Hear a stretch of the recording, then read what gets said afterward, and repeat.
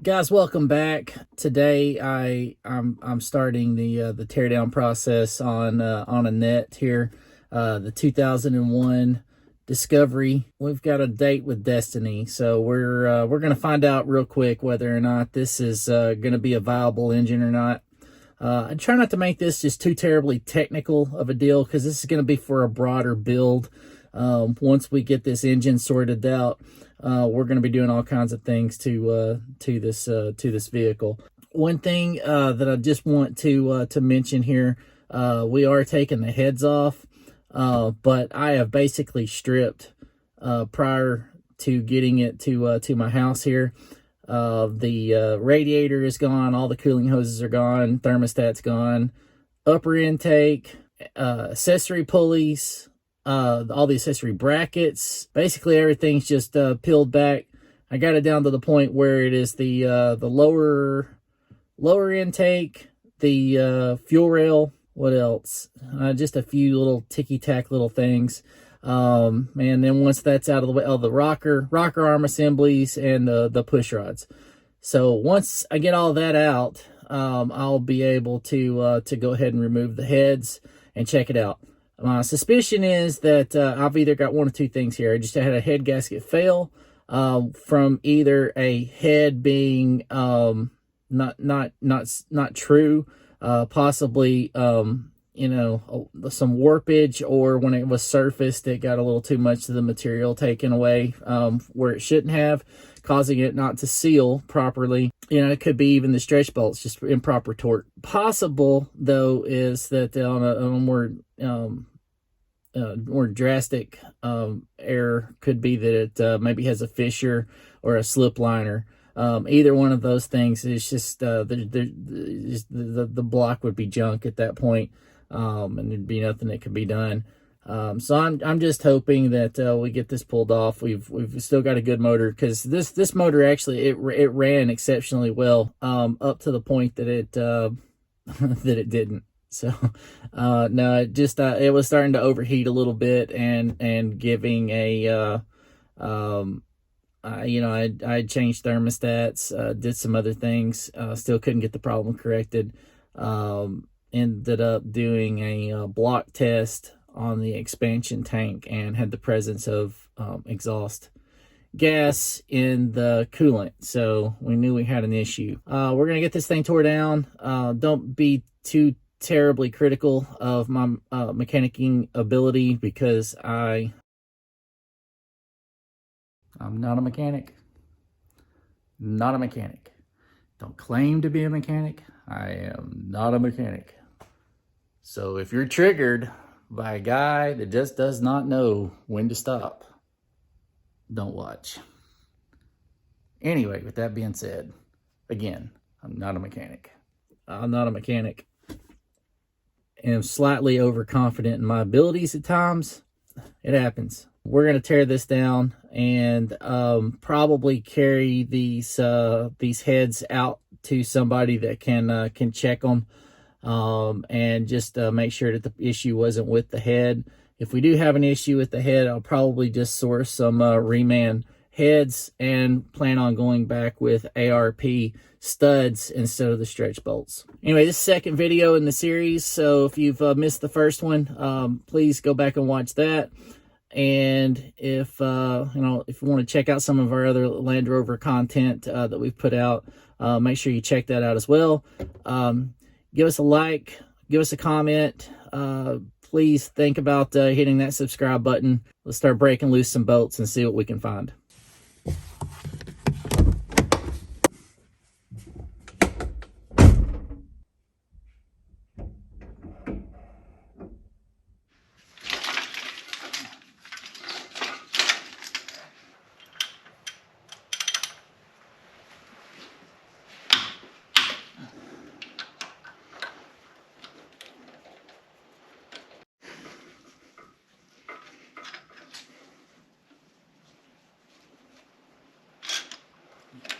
Boom.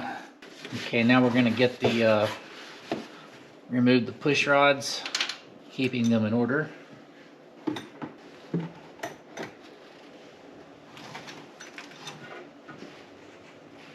Okay, we've taken one's rocker assembly and the push rods out on the driver's side.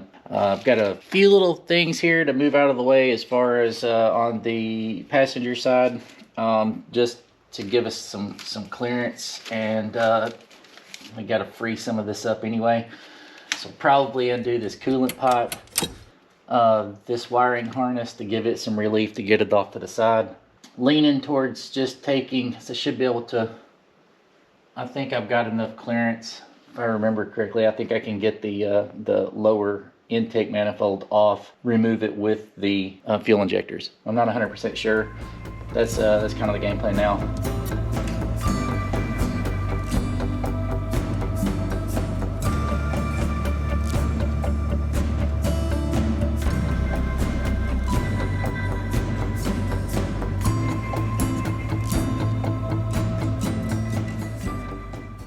All right, so I've cleaned most of the wiring harness out of the way.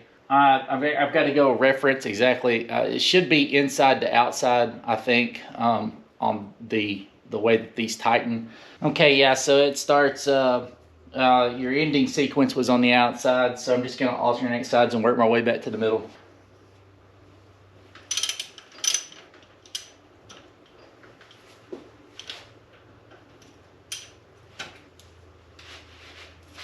I was gonna go get a indexable gear wrench to get up underneath that fuel rail, but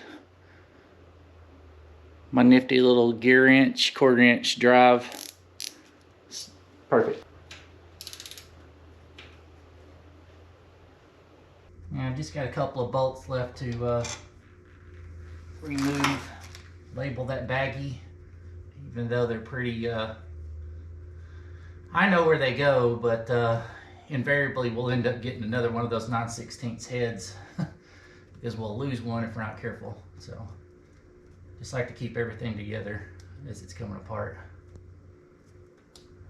That's a bold statement considering that all the top end of this thing and all the accessory pulleys are sitting somewhere else currently. All right, so what I plan on doing here is giving this a little relief. But we've got a, yeah, right there. That is a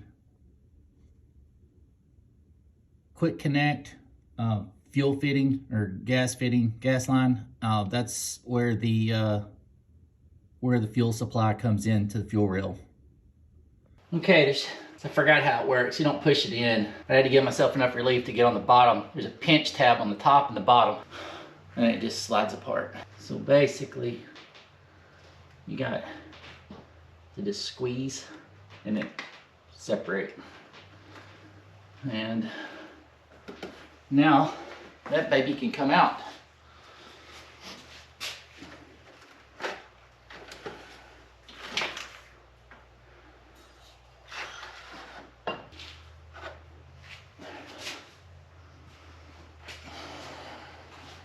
I'm gonna go get a little baggie, since I don't have any plugs. Wrap around that to try to contain some of that spill.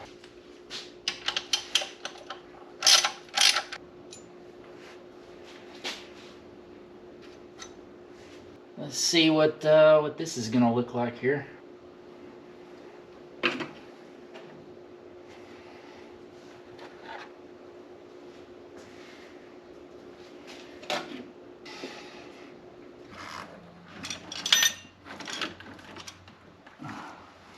Okay, so we've got everything down to the point of pulling the head off. I still got the push rods left in on the passenger side, and I'll get those off here in a minute. When I just kind of held off on it because one, I don't have any place to put them right now. To remove the head, you go in just the opposite sequence of your head torque sequence on your stretch bolts. So it's just basically you start from the outside, work your way back to the inside. It's an in, out, and then swaps, or in, and then alternating sides, kind of going in an X pattern as you work your way back to the middle. First time, we're just going to take the tension off, and we'll go front to back. We'll go front, back, and middle again. And I've got my trusty extension from my floor jack, which will be used for mechanical advantage so I can break these loose. All right, let's get into it.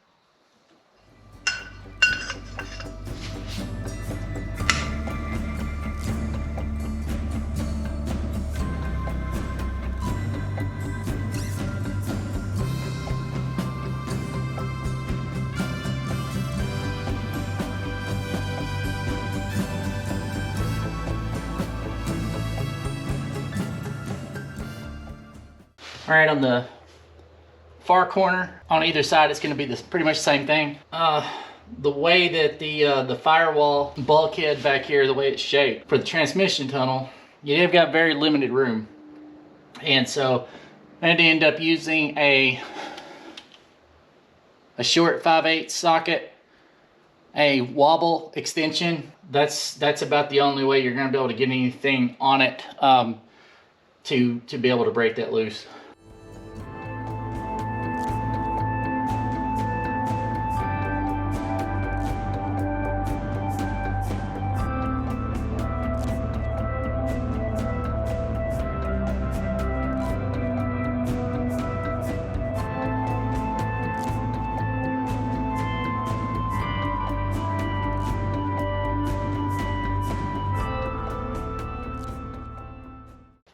The 3 head bolts in the middle on the top side that actually go through right through here, 1, 2, 3, are your long ones.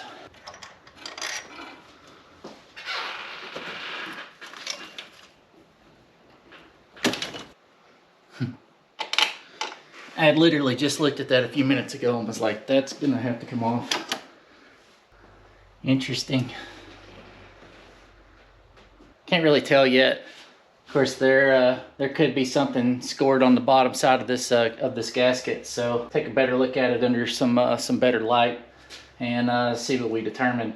I really, at this point, I can't see anything. I did notice something very interesting though. It looked like some stop leak had gummed up inside one of the cooling channels in the block. Very well, if that clump clogged, could have actually, I got a little bit on my finger there. I mean, you never know. I mean, that could have been doing something to cause it to keep running on the hot side. You see that sludgy looking stuff that's kind of a copper color? It's some sort of additive. Looks like it was in the antifreeze. And I got some more telltale signs of it right here.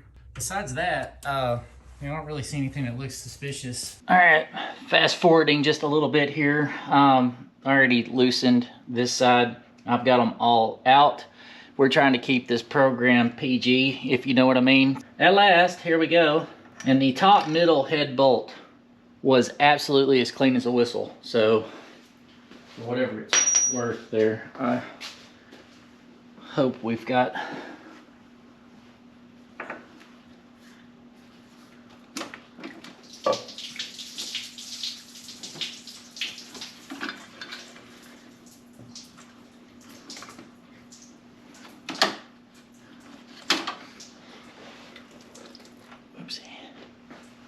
Hi, oil coming out of that oil jacket there, and I've made quite the mess. It looks like there. Yeah, I don't really see anything off, except I got more of that goop, that metallic looking stuff.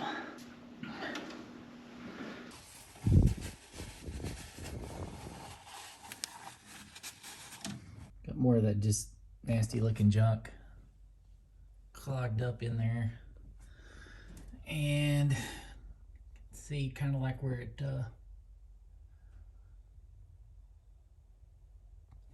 got sort of a it's clogged right here. That's a cooling port, and it's literally just clogged up. You can just basically follow kind of the path that through here where, and that telltale coppery looking metallic flake shows up all the way across here.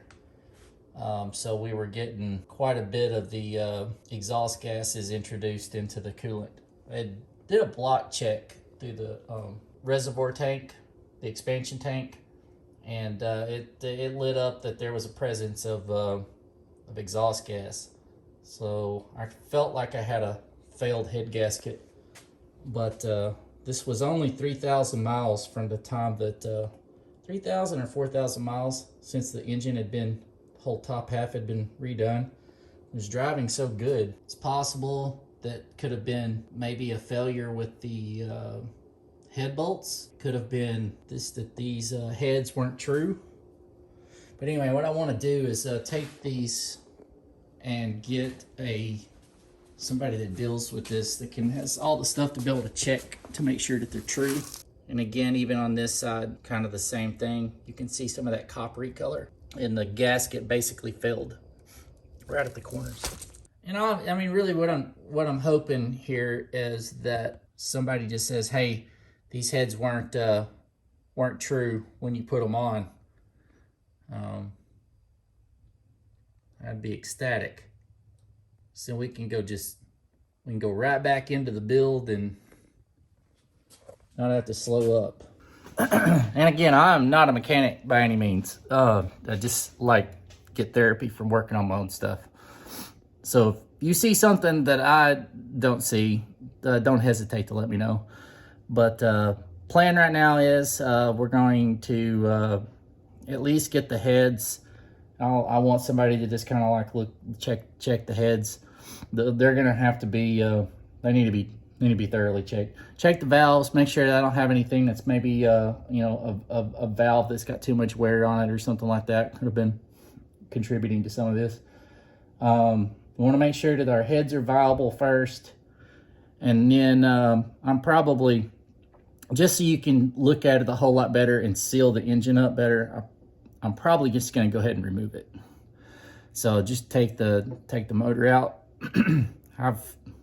I'm basically there now, but I'd a whole lot rather work on this front cover and put a rear main seal, because I am definitely leaking. Here, let me show you if you can see in there and see that or not. But yeah, so that's a little bit more than just a leaky valve cover. So, but anyway, first things first, we're gonna get these looked at. And I guess after we do that, come back and just let you know my findings there. And then we'll just proceed to try to get this thing back on the road. So then that brings up, what to do, to keep it factory, put some top hat liners in here, stroke it, it's a lot of things that could be done. I do wish it had more power, but you're limited really by the gearing and everything else. And so it's all-wheel drive, so full-time four-wheel drive, I'm sorry. But a guy can dream. I just wish we had a little bit more horsepowers, I guess you could say. Anyway, if this is your first time here, thank you for watching and stopping by our little corner of YouTube. Please consider hitting that subscribe button. Please come back and watch as we go through our build process here with Annette and try to get this D2 back on the road. Thank you for watching, and we will see you next time.